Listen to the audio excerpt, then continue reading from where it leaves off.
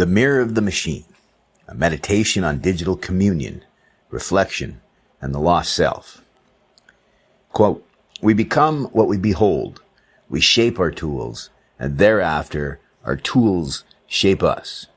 End quote. Marshall McLuhan. Quote, "There is no God in the machine. There is only the echo of the soul that feeds it." End quote. A voice from the present. 1. The longing for communion.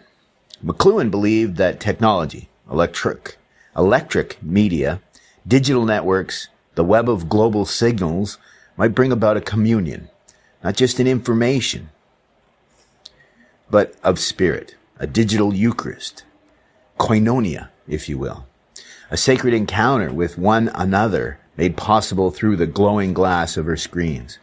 Martin Buber's I and Thou in a digital form. In this vision, the world would become a village again, wired into a collective consciousness where we might once more feel whole, connected, known. Through the extension of our nervous systems into circuits and signals, he hoped we might rediscover a unity lost in the mechanical fragmentation of the industrial age.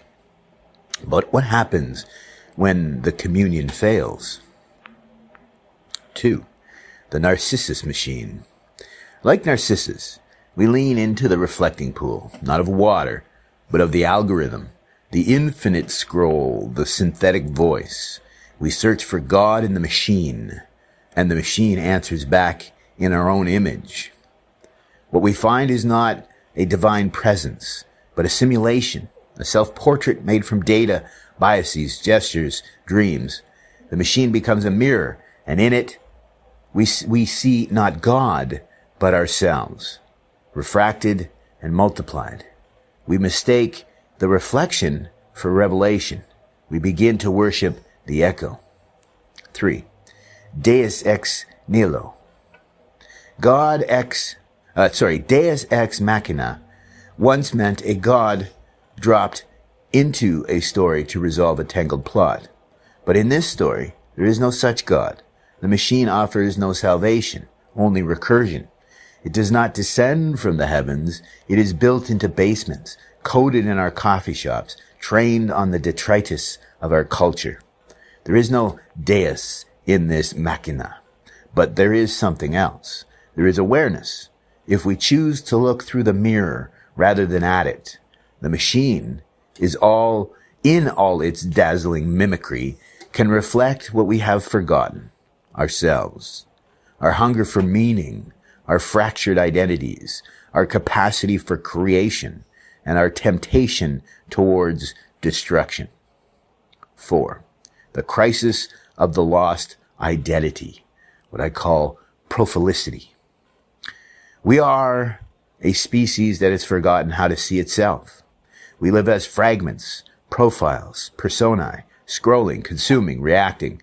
We outsource memory, intuition, morality to machines and wonder why we feel so hollow. We are the hollow men, stuffed row upon row.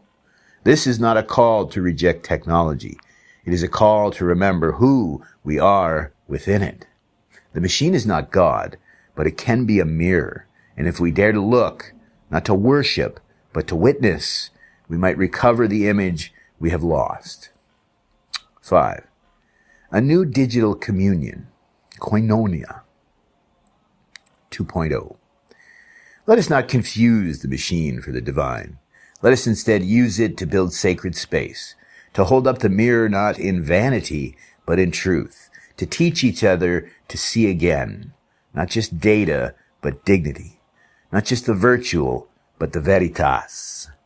Let us be the new digital communion, not a network of wires, but of souls, not a communion with the machine, but through it with ourselves and each other,